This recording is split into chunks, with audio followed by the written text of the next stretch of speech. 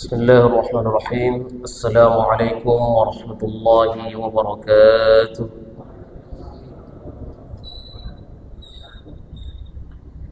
إن الحمد لله نحمده ونستعينه ونستغفره ونستهديه ونعوذ بالله من شرور أنفسنا وسيئات أعمالنا. من يهده الله فلا مضل له ومن يضلله فلا هادي له. أشهد أن لا إله إلا الله وأشهد أن محمدا عبده ورسوله لا نبي بعده. اللهم صل على سيدنا محمد وعلى آله وأصحابه ومن تبعهم بإحسان إلى يوم الدين. أما بعد، فيا عباد الله Akhwatal iman, hafizani wa hafizakumullahu jami'an. Alhamdulillah, pertama-tama mari kita panjatkan rasa syukur kita kepada Allah Subhanahu wa taala, mencurahkan rahmatnya kepada kita sehingga kita bisa hadir dalam melaksanakan salat maghrib secara berjamaah, kemudian kita duduk di dalam majlis ilmu. Juga mari kita haturkan salawat serta salam kepada junjungan kita Nabi Muhammad sallallahu alaihi wasallam. Jemaah sekalian rahimakumullah, ada pergeseran jadwal jemaah sekalian. Di malam Kamis Ustaz Hermanto, kemudian di malam Sabtu adalah jadwal saya mengisi hadis Riyadhus Shalihin. Mudah-mudahan Allah Subhanahu wa taala merahmati kita semua. Adapun jemaah sekalian, kajian kita pada kesempatan yang mulia ini yaitu Kitabul Azkar, yaitu kitab yang mengkaji tentang zikir-zikir. Bab fadlul zikri wal hassi alaihi, yaitu bab keutamaan zikir dan anjuran untuk berzikir. Allah Subhanahu wa taala berfirman, Allah mengatakan, fadhkuruni adhkurukum washkuruli wa la takfurun. Fadhkuruni adhkurkum, artinya berzikirlah padaku, ingatlah diriku, adhkurkum, maka aku juga akan mengingat kalian. Juga Allah Subhanahu wa taala berfirman di dalam surah Al-A'raf. Allah katakan, "Wadhkur rabbaka fi nafsik tadarru'an wa khifatan wa dunal jahri minal qawli bil ghuduwi wal asal wa la takum minal ghafilin."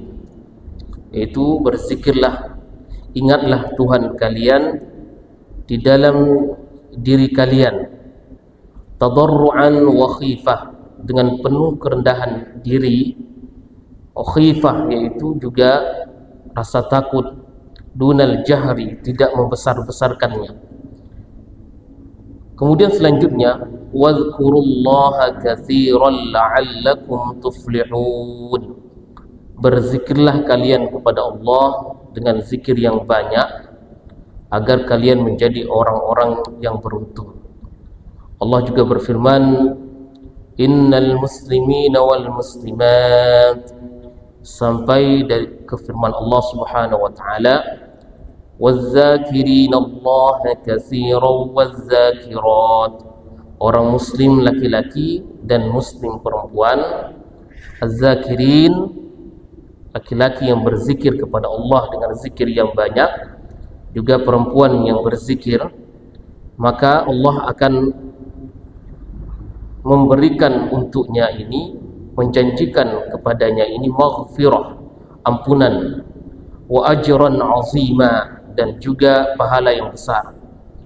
Juga Allah Subhanahu wa taala mengatakan, ya ayyuhalladzina amanu dzkurullaha dzikran katsira wasabbihuhu bukratan wa asila. Wahai orang-orang yang beriman, uzkurullaha, berzikirlah kalian kepada Allah dengan zikir yang banyak, wasabbihuhu, bertasbihlah kalian baik pagi maupun petang. Jamaah sekalian rahimakumullah, dan ayat-ayat ini kata Al-Imam Nawawi di dalam Al-Quran banyak sekali bertebaran. Wal ayatu fil bab katsiratun ma'lumah. Kalau kita baca dalam Al-Quran itu anjuran berzikir kepada Allah Subhanahu wa taala banyak sekali. Dan anjuran tersebut perintah. Allah mengatakan, "Fadhkuruni azkurkum." Ingatlah diriku, maka juga Allah akan mengingat diri kita semua. Kalau kita mengaitkan dengan hadis Nabi sallallahu alaihi wasallam pada kajian sebelumnya itu, ada sebuah hadis yang Nabi ajarkan kepada seorang pemuda. Mungkin jemaah sekalian masih ingat, Rasulullah mengatakan, "Ta'arraf ila Allahi fir rakha'i ya'rifuka fi syiddah." Ingatlah Allah Subhanahu wa taala dikala kita ini senang, maka Allah juga akan mengingat kita dikala kita sempit. Dan cerita itu tentang tiga orang yang terjebak di dalam gua. Kemudian mereka mengingat-ingat kembali apa yang telah mereka lakukan terdahulu dalam bentuk amal-amal soleh. Maka dalam kondisi amal soleh yang pernah dia lakukan dikala dia senang, dikala dia dimudahkan oleh Allah Subhanahu wa taala, nah ketika dia sempit, ketika dia dalam kondisi sulit, kemudian mengingat kembali amal-amalan tersebut, dia memohon kepada Allah, dia bertasbih kepada Allah, maka pintu goa ini terbuka kembali. Nah, ini cerita tersebut mengisyaratkan kepada kita semua bahwa hendaklah kita senantiasa mengingat Allah Subhanahu wa taala. Zikir ini bukan hanya kita ucapkan subhanallah, istighfar, tapi salat itu juga zikir. Kemudian membaca Al-Quran itu juga zikir. Aqimis salata li zikri. Aqimis salata li zikri, yaitu tunaikanlah salat, tegakkanlah salat. Tujuannya apa? Li zikri, untuk mengingat diriku, kata Allah Subhanahu wa taala. Nah, ikhwatal iman hafizani wa hafizakumullah, Allah juga merintahkan kepada kita di dalam ayat Al-A'raf, surah Al-A'raf ini Allah mengatakan, "Wadhkur rabbaka fi nafsika." Yaitu ingatlah Allah Subhanahu wa taala dalam dirimu. Ingatlah Allah Subhanahu wa taala dikala engkau sendiri, dikala khalayak ramai, kemudian dalam kondisi tersembunyi, dan bacalah zikir tersebut dalam bentuk tadarruan wa khifah. Tadarru' ini dengan rendah hati, dengan pelan-pelan kita, dengan kekhusyuan. Khifah ini rasa takut kepada Allah Subhanahu wa taala. Berzikir bukan zikir yang dinyanyi-nyanyikan, tidak. Astaghfirullah, tidak jemaah sekalian. Tapi penuh dengan penghayatan. Di sini Allah mengatakan tadarruan wa khifah, dan rasa takut kepada Allah. Kemudian juga tadarruan, rendah hati. Astaghfirullah, tasbih, subhanallah, sirran. Sirran ini adalah pelan-pelan.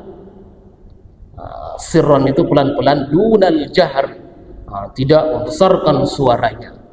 Dunal jahr minal qawli bil ghudwi wal asal, tidak besarkan suara kita, tapi dengan astaghfirullah, subhanallah. Nah, ini jemaah sekalian. Kemudian Allah memerintahkan kepada kita sini dalam ayat ini, uzkurullaha dzikran katsira. Ingatlah kepada Allah, berzikirlah kepada Allah dengan zikir yang banyak. Ini dimulai dari hadis Nabi sallallahu alaihi wasallam dari riwayat Abu Hurairah radhiyallahu anhu.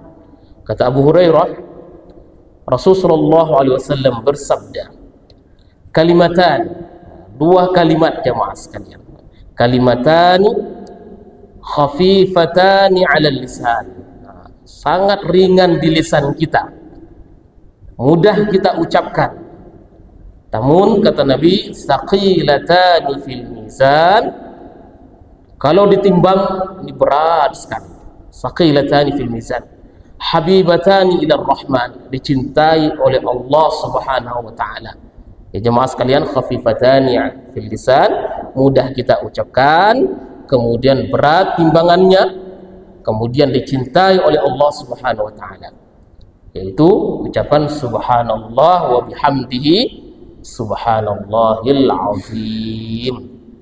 Dua kalimat ini hadis ini mudah kita hafalkan nih jemaah, mudah kita sampaikan kepada keluarga, kepada kawan-kawan, kita ucapkan kepada mereka ini, bisa kita dakwahkan untuk terus berzikir kepada Allah Subhanahu wa taala. Dua kalimat yang mudah kita ucapkan, kemudian berat timbangannya ini dicintai oleh Allah Subhanahu wa taala, dan ucapan itu, zikir itu adalah subhanallah wa bihamdihi subhanallahil azim, subhanallah wa bihamdihi subhanallahil azim. Terus kita ucapkan subhanallah wa bihamdihi subhanallahil azim. Hadis ini jemaah sekalian, ini diriwayatkan oleh Al-Imam Al-Bukhari dan Imam Muslim. Kemudian juga dari Abu Hurairah radhiyallahu an, Rasulullah sallallahu alaihi wasallam bersabda, li an aqula subhanallah walhamdulillah wa la ilaha illallah wallahu akbar.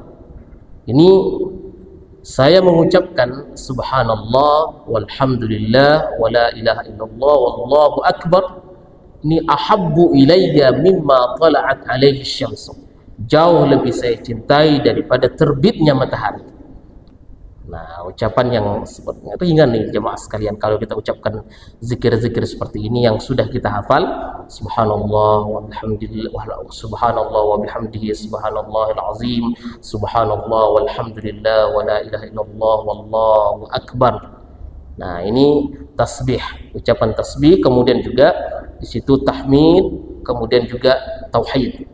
Itu la ilaha illallah, tasbih subhanallah, kemudian tahmid alhamdulillah, la ilaha illallah wallahu akbar.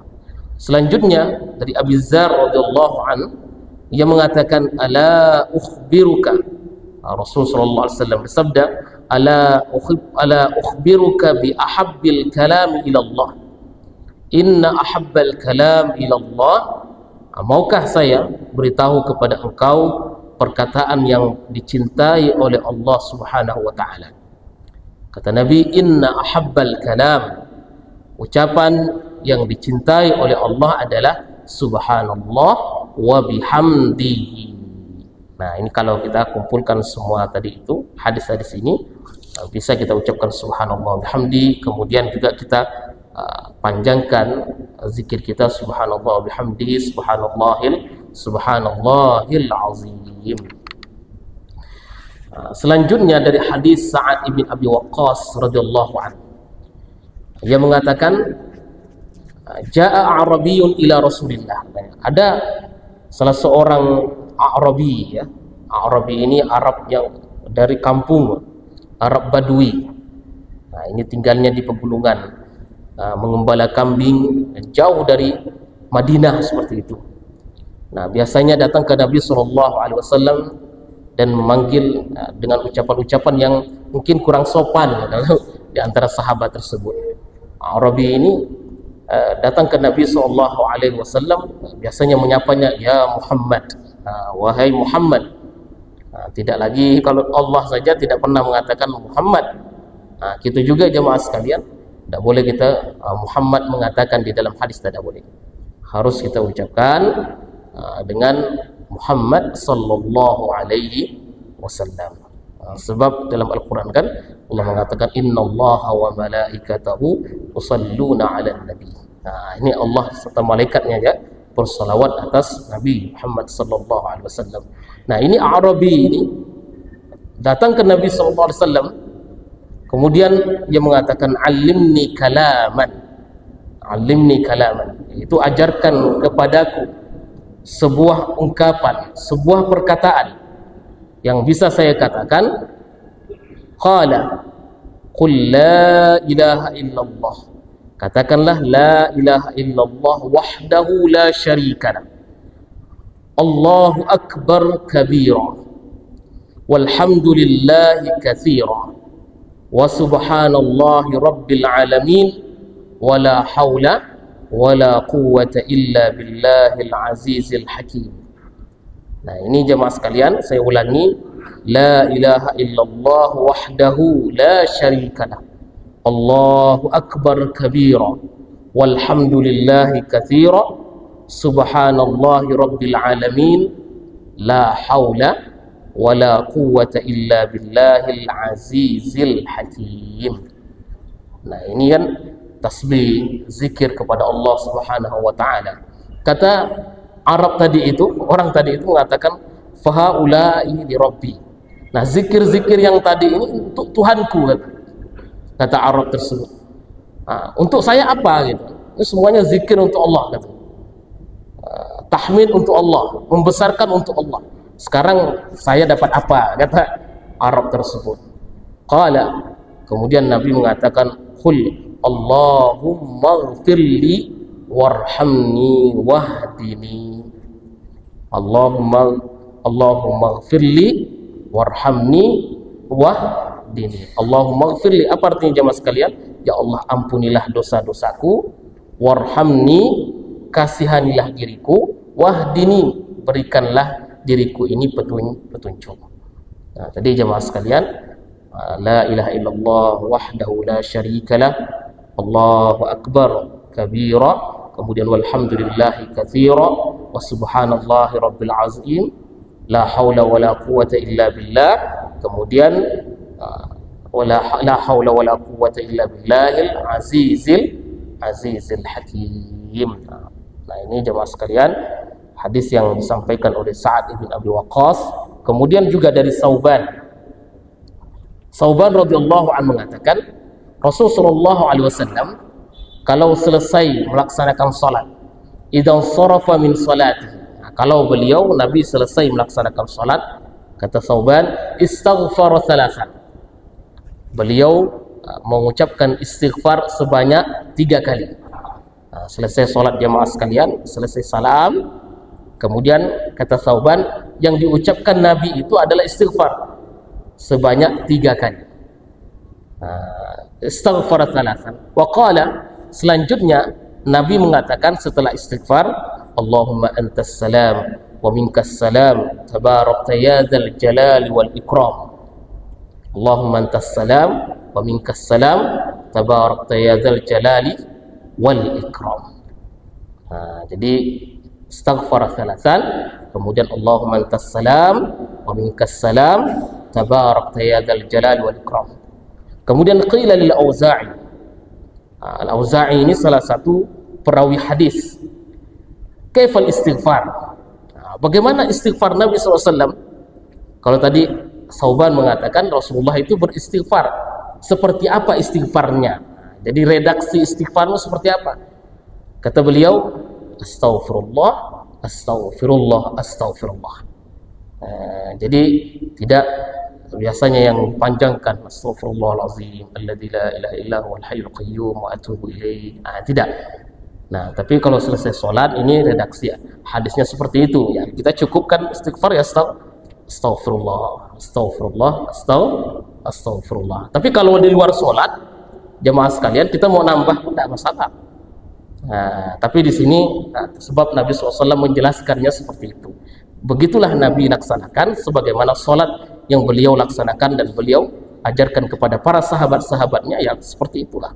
Artinya ini zikir ini tauqifi, masih ada rangkaiannya dengan sholat tersebut. Astaghfirullah, assalamualaikum warahmatullahi, assalamualaikum warahmatullahi, kemudian istighfar, astaghfirullah, astaghfirullah, astaghfirullah.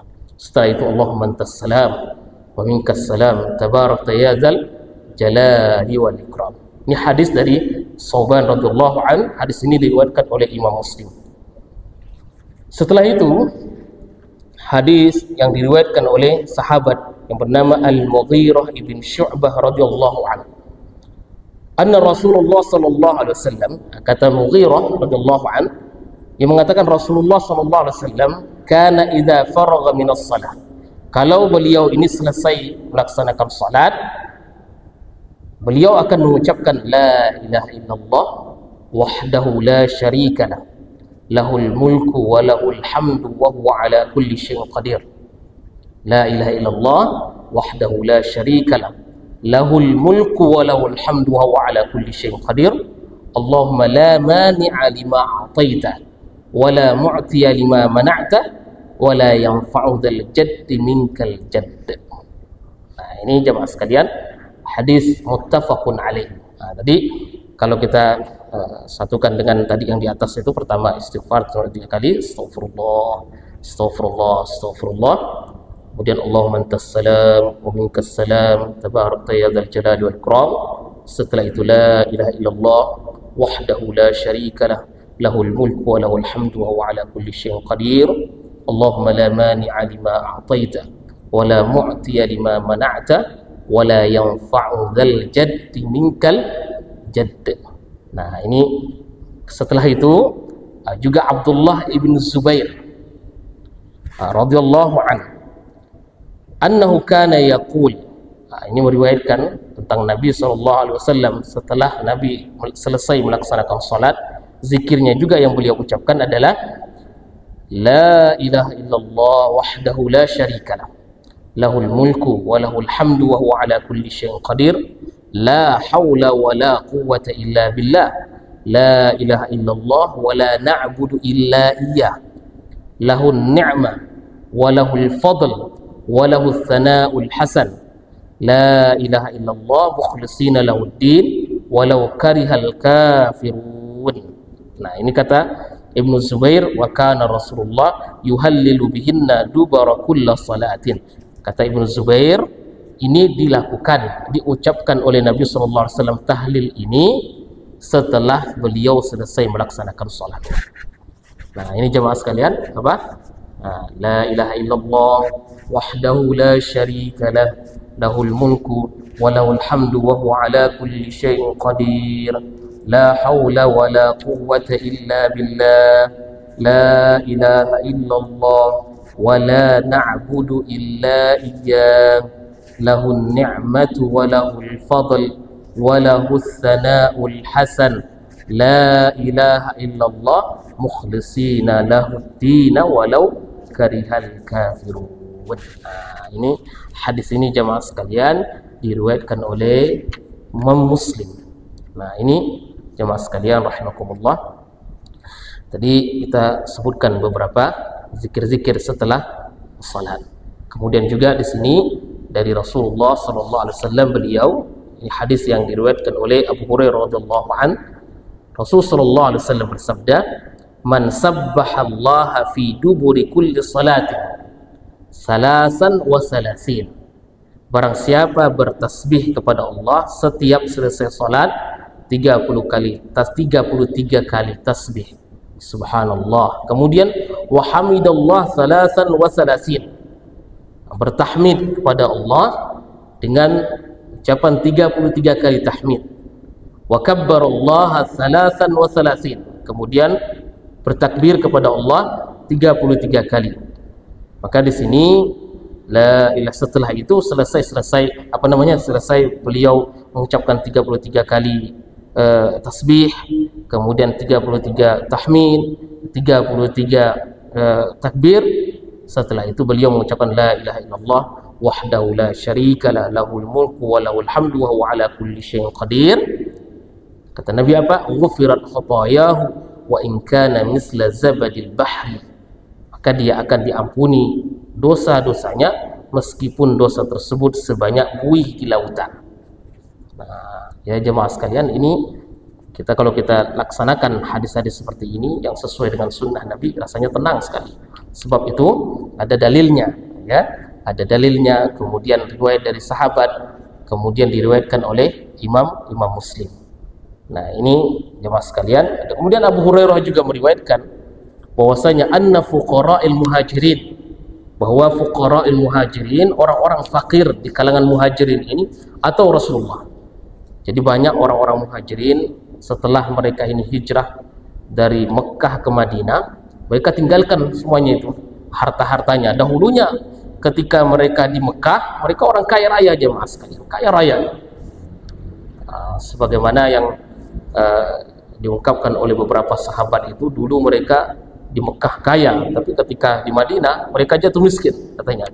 Mereka jual atau mereka tinggalkan begitu saja. Seperti ada sahabat bernama Suhaib Ar-Rumi,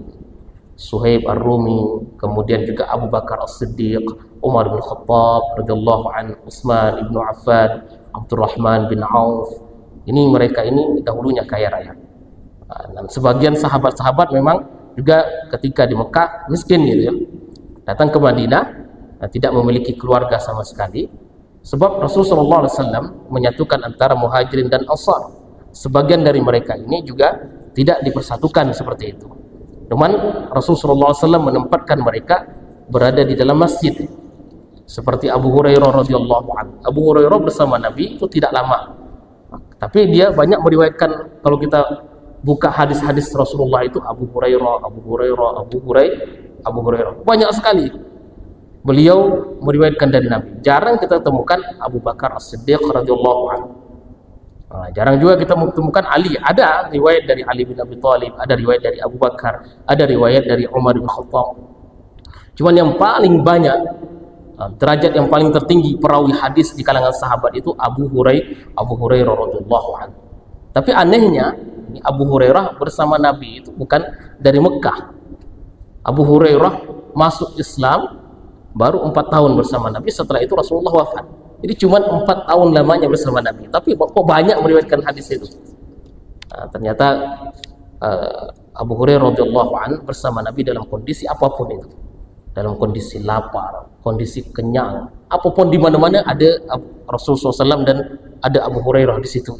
Di masjid apalagi, kan Rasulullah di dalam masjid. Kalau sahabat yang lain mungkin sibuk dengan perdagangannya, sibuk dengan bisnis, sibuk dengan keluarganya. Tapi Abu Hurairah ya di dalam masjid itu sehari-hari seperti itu. Maka paling banyak yang mendapatkan kucuran ilmu dari Rasulullah SAW. Begitu juga sahabat yang lain seperti Anas bin Malik. Anas bin Malik ini meriwayatkan Nabi SAW banyak juga dari Nabi itu. Sebab Anas bin Malik masih umur 11 tahun sudah membersamai Nabi, membantu Nabi di dalam rumahnya. Segala keperluan Nabi, yaitu Anas bin Malik di situ pasti ada, masih muda. Setelah itu juga ada Aisyah radhiyallahu anha. Aisyah radhiyallahu anha seperti itu. Nah, Abu Hurairah radhiyallahu an, beliau meriwayatkan begitu banyak, dan kata Abu Hurairah, Rasulullah, saya ini mendengar hadis darimu, tapi setiap kali saya mendengar hadis kemudian saya hafalkan, cepat juga lupanya. Ya, cepat juga lupanya gitu kan. Maka dia, ya Rasulullah, tolong doakan saya ya Rasulullah, biar saya ini tidak lupa lagi gitu. Akhirnya Nabi SAW mengambil selendang. Setelah itu beliau selimutkan selendang tersebut ke Abu Hurairah radhiyallahu anhu. Setelah itu beliau berdoa, mendoakan Abu Hurairah radhiyallahu anhu. Doanya yaitu agar Abu Hurairah tidak dilupakan selama-lamanya selama dia mendengar dari hadis Nabi SAW. Dari situlah kata Abu Hurairah, saya tidak pernah lupa lagi hadis dari Nabi SAW.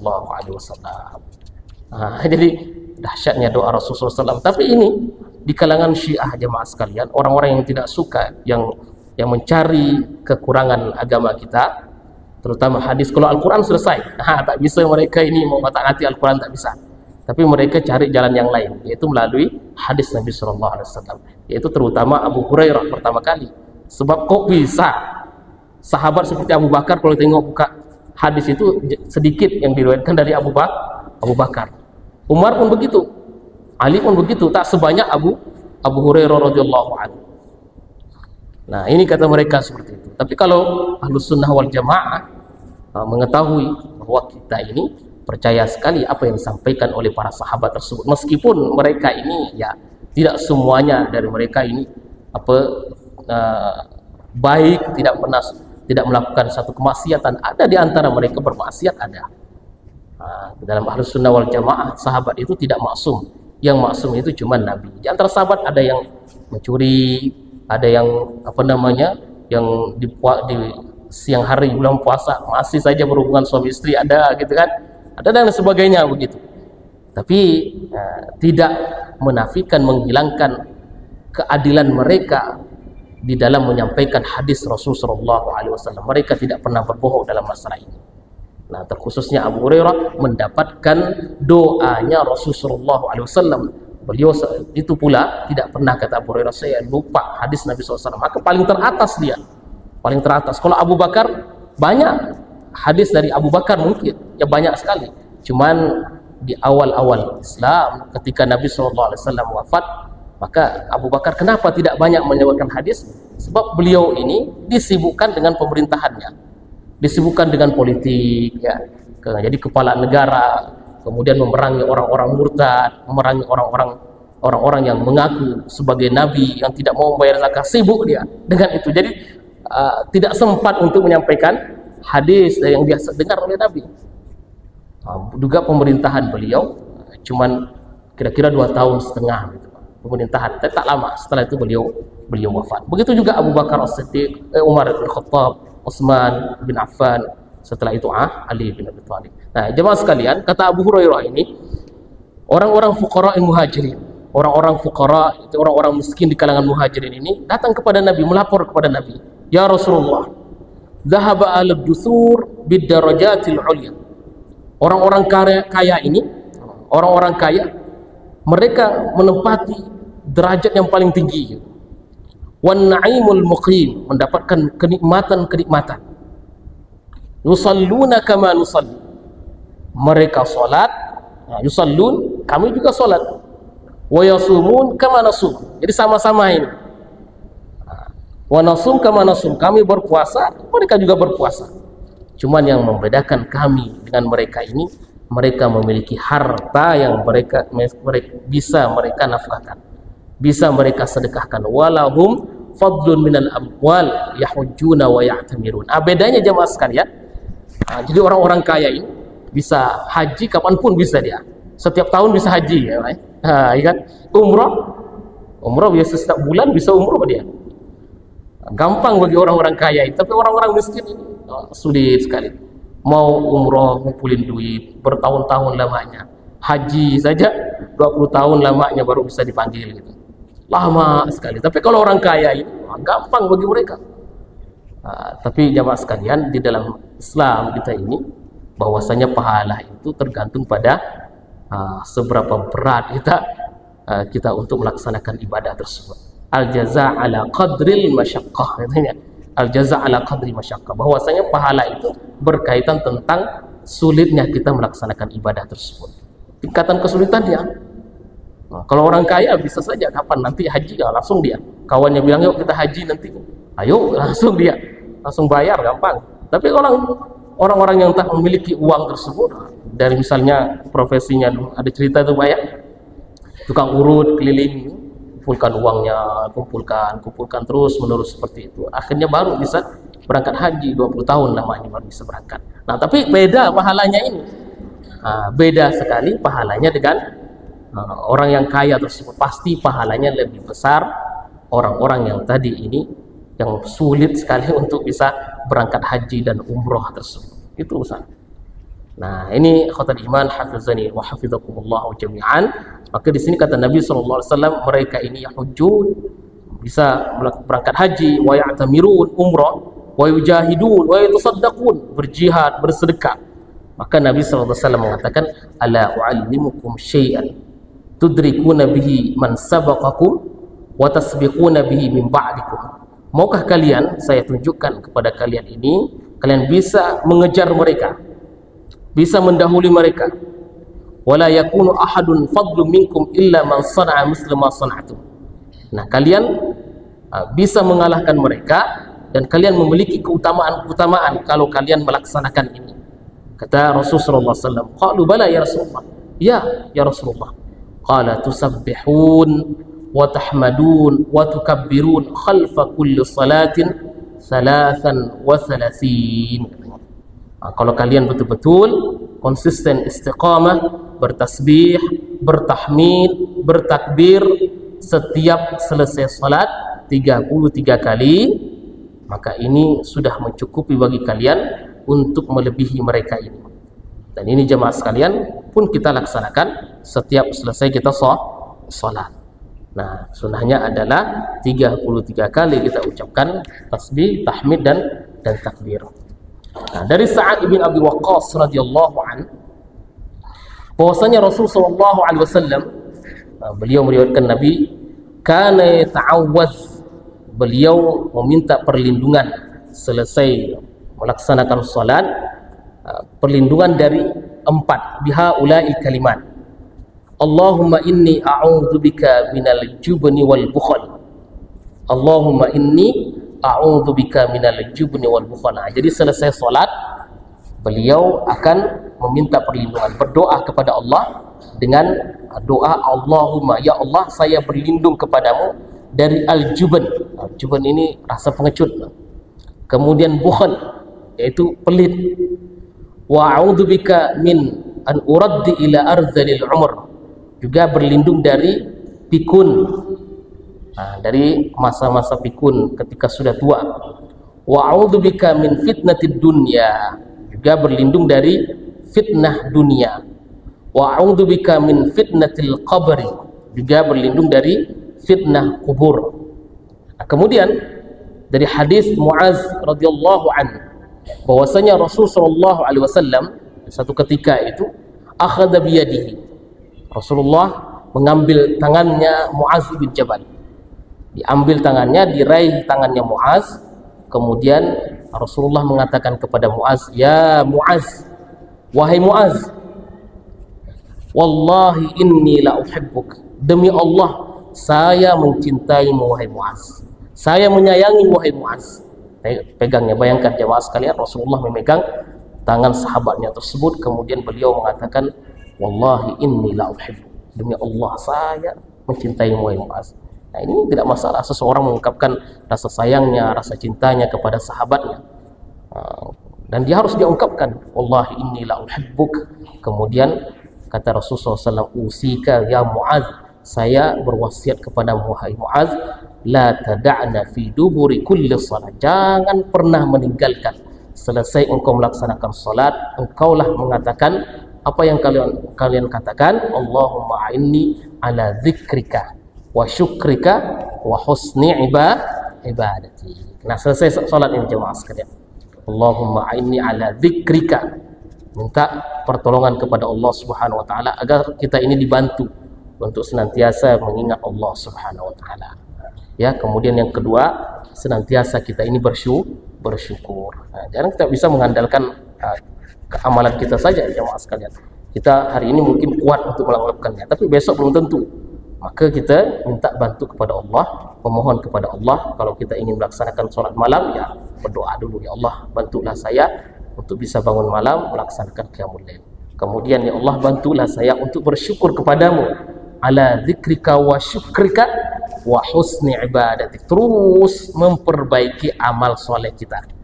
Nah, bukan hanya sekedar beramal soleh begitu saja, tapi minta pertolongan kepada Allah supaya diberi taufik agar terus menerus memperbaiki amal-amal soleh.